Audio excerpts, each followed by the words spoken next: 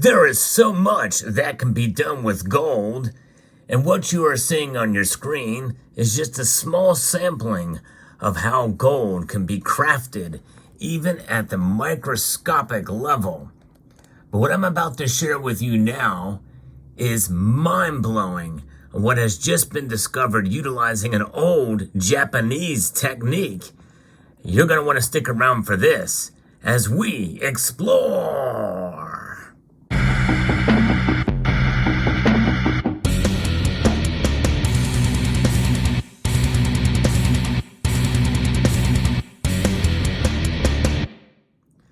Gold has been used for thousands of years, mostly for decorative elements, such as jewelry, adornments on furniture, gilding of all sorts. It's a beautiful metal that can be crafted in very thin sheets, and that technique has been used for centuries. Well, what I'm about to share with you here is a matter of science that has found a new use for gold that will rival the latest in technology. And I'm going to talk about it here in this article I'm going to be sharing with you from Singularity Hub that really amazed me when I read this. This just happened. This just has been discovered here and being published right now. And that's graphene, which has been hailed as a wonder material. You've heard me talk about it on this channel for fears that it very well could replace silver one day as a conductor.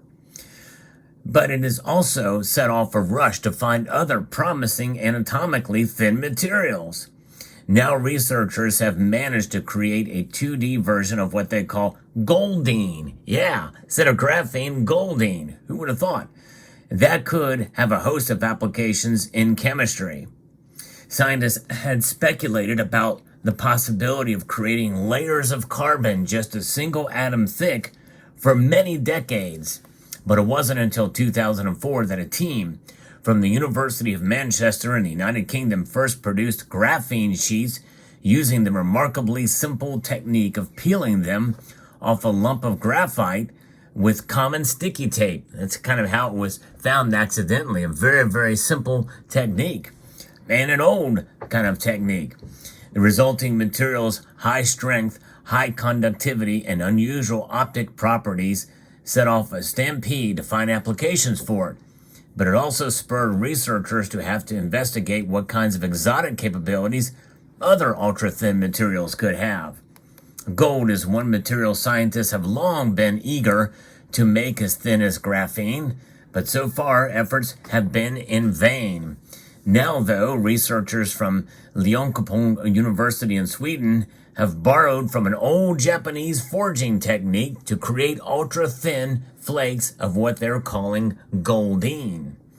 If you make a material extremely thin, something extraordinary happens, Shun Kasiwawa, who led the research, said in a press release. The same thing happens with gold. Making goldine has proven tough in the past because its atoms tend to clump together.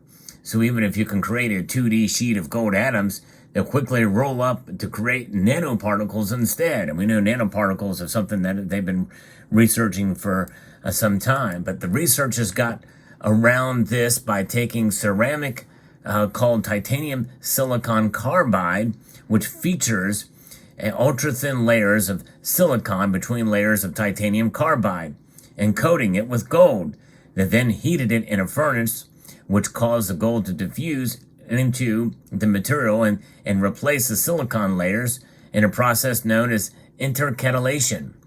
And that is what's happening using this ceramic titanium silicon carbide. Pretty amazing. This created anatomically thin layers of gold embedded in the ceramic.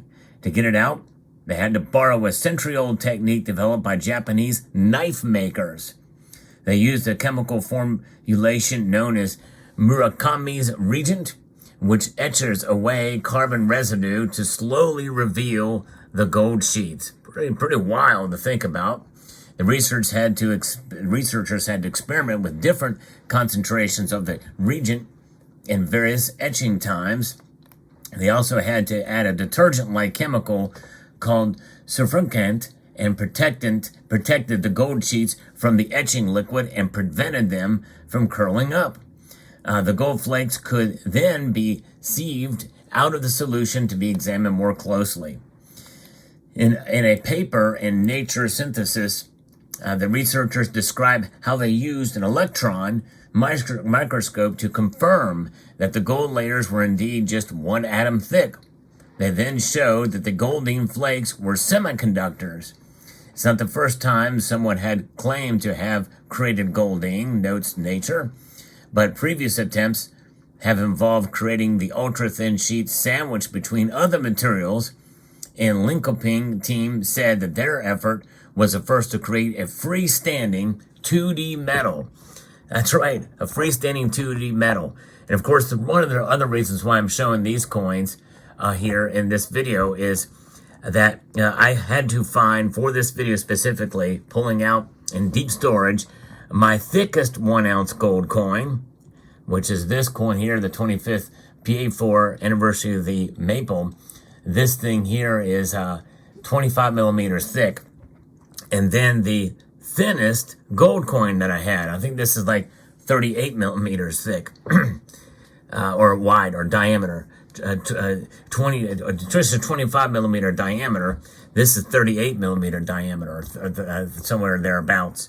And so you can see how malleable gold is, and how really, in reality, this is still very thick compared to how wide it could go. I mean, you could get a gold coin to be very, very wide in diameter and still be 1 ounce and relatively hold its shape, very easily bendable, obviously, but this is all very pure gold here. One is 4/9 pure gold, the other one is 5/9 pure gold. Actually, they're both 4/9 pure gold. My mistake. 4/9 there, 4/9 here. And it just goes to show you how malleable gold is, how ductile it is as well, too. It's an amazing metal, for sure, and it does not corrode or resist, and it resists corrosion, for sure. And that's what makes this thing so amazing. The material could have a range of use cases. Gold nanoparticles already show promise as catalysts that can turn plastic waste and biomass into valuable materials. They note in their paper, and they have properties that could prove useful for energy harvesting, creating photonic devices, or even splitting water to create hydrogen fuel. A lot of different things that this can be used for. Gold is already a very good conductor, and they use it a lot in space, so I imagine this could be very handy there too. It will take work to tweak the synthesis method so it can produce commercially useful amounts of the material, a challenge that has delayed the full arrival of graphene as a widely used product as well. But the team is also investigating whether similar approaches can be applied to other useful catalytic metals. Maybe even silver can be done with. Graphene might not be the only wonder material in town for long. So they could very well may be able to do this with silver. If so, I will report on it here on this channel. But this is something. And just to show you that even here with coins, that the material can be produced in such a way where the diameter of one is so much smaller than the other, and you take that on a nano microscopic level, well, you've got yourself something really special there. In fact, it is so malleable and so ductile, they can create these special security features on gold coins that you see there. When I turn this coin a certain way, well, you can see the different security in this lenticular shifting device there as you turn it there. Pretty remarkable and amazing indeed what can be done with gold, and especially with science, and that's what I'm reporting here in this video. If you enjoy videos like this where I give you the latest and the analysis on precious metals as well as metals being used in science and technology, I hope you will consider subscribing to the channel and like this video. Press that like button down below if you find value in the content I provide here. But this is pretty remarkable, and I will say that, you know, graphene is a real threat, and once they can utilize it then for purposes of conductivity, that's going to put a real threat on silver. Right now, gold very well could overtake, if this is being done and is utilized, it could literally replace graphene with gold, and maybe for not a whole lot more, and maybe even for less, because so little of gold is used. And of course, with silver, if they can do this with silver, which may prove to be more difficult because it's not quite as ductile, it's not quite as malleable as gold is. And it also is not nearly as dense. It has about half the density. And that density, I think, works in gold's favor in that regard. So very interesting indeed. Let me know what your thoughts are about this story. And what do you think about these 2 gold coins too? I would like to extend a multitude of gratitude to each and every one of you for taking the time to watch this video. And I'd like to encourage you to please rate, share, comment, and subscribe.